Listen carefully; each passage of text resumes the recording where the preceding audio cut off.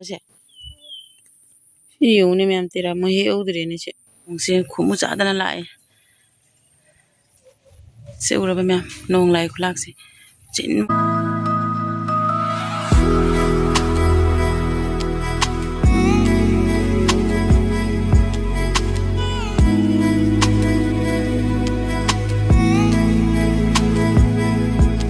hi ma'am ma'am हजी से school की मपान फमले चन भी थोड़ा पे यारे मन मंदरे होती अदुका इमदे चप्पे यादबा असिगा दुम फमना ले वाने फमना ले को मैम अदुनी मैम समाइतोना सिगे ब्लॉग से समाइना अंगान किन लापदगी होजरगे मैम मखा ताबदम तेगे तबदु मैम ने तो मैं गंजरगे सिगे के तो फमना ले दो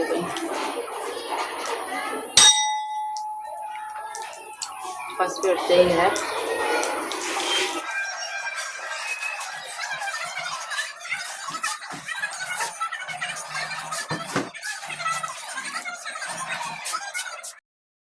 मैम हजी जुम फमना दुम लेबदा नुंगाइमंदना Eega इसेगा ngahak sonda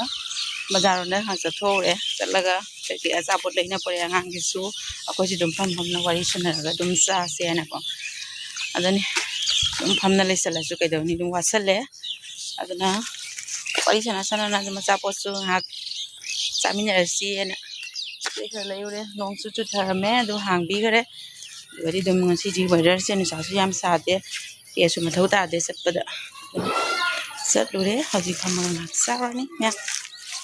ma'am you're बामुचाई ma'am से हजी नोंग कन्ना चूना लेरे से आंगांग बुदी सुटी थागदब वाटलेब मतम से खरा अदुगा नोंग से समाई चूरमिना कमाई हंदोय बखंदे मैम तौरिसे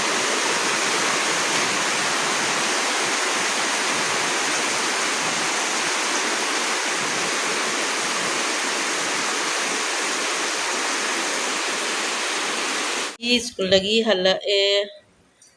सिदा चक्ता के तौरी से कारण हाबिंगो बमा स्वाबिन थुंबमा सिदा तिवम खाइबा मा लेरे तिवम जे साना की बुदी ले हो बने हो तुनी मैम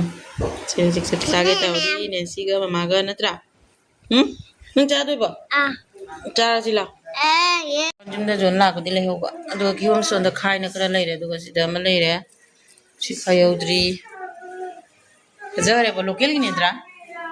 जरे काम ने पाले क्या हराव हम जमे सी पाले युम योरा चाक तो कोना लोरे तो युम द पान बहिनो ने बसे म खाइ न लेरे तो तीन कम त चारम दे मैम से द मैम से सी घिमरो पाबी सिना ना तैना थागी बनी कोई द्रियाबा अद पान दगी से म पान के साब होगले से मैम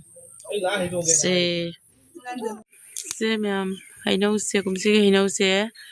फजना दि पाले अदुगा असि हैनौ से लास्ट ओरे से अहुम का पालौरी चरोंग सिदा अदुगा सिदा सुखरा नपी असि लास्ट नि कुमसी gi हैनौ दum hai na हैनौ मतम दम लोइसले आदनि मैम से हैनौ से मसक तबुने मुसिन मुना थिजे बने दो हावदी माना हावदी करी हाइनिङाइ अमु हाइनिङाइ लेते को मैम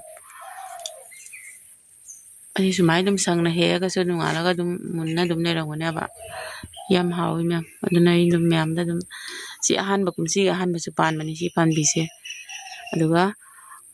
लोइसले ए लोगे ना द मैम हजिक से निदिन संदा ममद्रि अबको इंगन ngन से नोंग से खुमु चादना लाए से उरब मैम नोंग लाए खुलाक से चिन मुरदना द हैनौ सुनु सिलगा केनगा दबसु यामद्रे याम याउद्रे लोइना केना लोरे से सिने योंचाक पाम्बी से रो मनिंगलो दे लाई नोंग से छिन मुना लाई मैम जी दिन ओइरे अदुगा नोंग चुरंबगी लंबी गदि फस मसक फसबना लोरे को मैम दुगा खोसे दि नोंग चुरगा दि दुम nga सु दुम फानै को अदो ngasai फाना दि ले होबने अदो हजि फाना रिबा खंदे येंगुगे तौना येंगुगे nga फाना रिबा ने येंगुगे तौबने हिमाइ चाथोरै ने सिगा लंबी सु जाम फत्ते तौइ सुबा सोना सन परै ꯑꯩꯈꯣꯏꯅꯤ ꯆꯠꯄ ꯍꯧꯔꯦ ꯏꯃꯥ ꯏꯆꯥ ꯌꯦꯡꯉꯨꯁꯤ ꯃꯣꯏ ꯉꯥ ꯐꯥꯅꯔꯤꯕ ꯍꯥꯏꯅ ꯉꯁꯥꯏꯗꯒꯤ ꯌꯦꯡꯉꯨꯒꯦ ꯇꯧꯕꯅꯦ ꯑꯗꯨꯒ ꯅꯣꯡꯁꯦ ꯑꯃꯨꯛ ꯆꯨꯏ ꯑꯃꯨꯛ ꯍꯥꯡꯉꯤ ꯇꯧꯅ ꯂꯩꯔꯦ ꯑꯗꯨꯒꯗꯤ ꯐꯤꯁꯨ ꯉꯥꯏꯍꯥꯛ ꯇꯨꯁꯜꯂꯝꯃꯦ ꯑꯗꯨꯒ ꯁꯤꯖꯟ ꯈꯣꯠꯆꯟ ꯂꯣꯏꯁꯤꯜꯂꯒ ꯉꯥꯏꯍꯥꯛ ꯌꯦꯡꯉꯨꯒꯦ ꯍꯥꯏꯅ ꯊꯣꯔꯛꯄꯅꯤ ꯃꯌꯥꯝ ꯂꯝꯕꯤꯁꯤꯗꯤ ꯂꯣꯏꯔꯦ ꯑꯗꯨꯒ ꯑꯃꯁꯨ ꯀꯟꯅ ꯏꯟꯅꯔꯛꯏꯁꯦ ꯍꯕ ꯃꯌꯥꯝ ꯅꯤꯡꯉꯥꯏꯅꯤ ꯀꯣꯏꯗꯣꯔꯤ ꯀꯣꯏꯗꯣꯔꯤ ꯑꯩꯈꯣꯏ ꯂꯩꯈꯣꯝ ꯃꯔꯛꯇ ꯏꯃꯥ ꯏꯆꯥ ꯅꯠꯇ꯭ꯔꯥ ꯃꯆꯥ ꯇꯝꯕꯤ ꯌꯥꯝ ꯆꯠꯅꯤꯡꯉꯤ ꯅꯠꯇ꯭ꯔꯥ ꯑꯝꯇ ꯃꯃꯥꯡ ꯑꯣꯟꯊꯣꯔꯛꯁꯤ ꯉꯥ ꯐꯥꯅꯗ꯭ꯔꯦ ꯆꯠꯂꯁꯤ ꯀꯩꯗꯧꯗꯣꯔꯤ ꯉꯥ ꯐꯥꯅꯗ꯭ꯔꯦ ꯏꯄꯨꯁꯤꯅ ꯍꯥꯏꯕ ꯂꯛꯇ꯭ꯔꯦ ꯃꯣꯏ ꯉꯥ ꯐꯥꯅꯗ꯭ꯔꯦ ꯑꯥꯗꯩ ꯁꯤꯒ ꯆꯤꯡꯕꯅꯦꯕ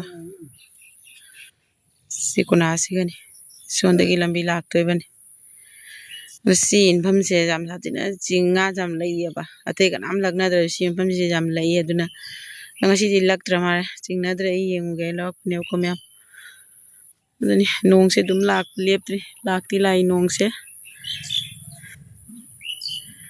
ꯂꯥꯛꯑꯣ ꯆꯠꯂꯁꯤ ꯆꯠꯂꯁꯤ ꯏꯄꯨ ꯑꯥ ꯌꯧꯈ꯭ꯔꯦ ꯃꯌꯥꯝ ꯑꯗꯨꯗꯤ ꯉꯥ ꯐꯥꯔꯝꯗ꯭ꯔꯦ ꯍꯜꯂꯦ ꯁꯤ ꯌꯦꯡꯉꯨꯅꯦ ꯃꯌꯥꯝ ꯇꯦꯔꯥ ꯃꯣꯏ ꯍꯦꯛꯍꯧꯗ꯭ꯔꯦꯅꯦ ꯁꯤ ꯃꯇꯨꯝ ꯃꯇꯨꯝ ꯇꯧ ꯄꯥꯜꯂꯤ ꯁꯤ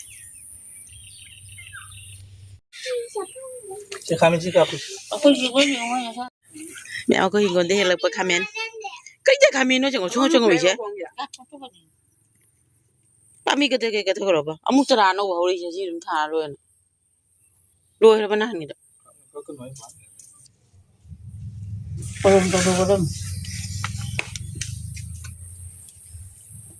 ꯏꯟꯖꯥꯡ ꯆꯔꯥ ꯑꯃ ꯍꯦꯛꯑꯦ ꯃꯌꯥꯝ ꯉꯁꯤ ꯅꯨꯡꯗꯥꯡꯒꯤ ꯁꯨꯃꯥꯏꯅ ꯑꯂꯨ ꯄꯔꯥꯊꯥ ꯑꯃꯃꯝꯒ ꯑꯗꯨꯒ ꯆꯥꯛꯀ ꯇꯧꯔꯒ ꯁꯨꯃꯥꯏꯅ ꯆꯥꯔꯅꯤ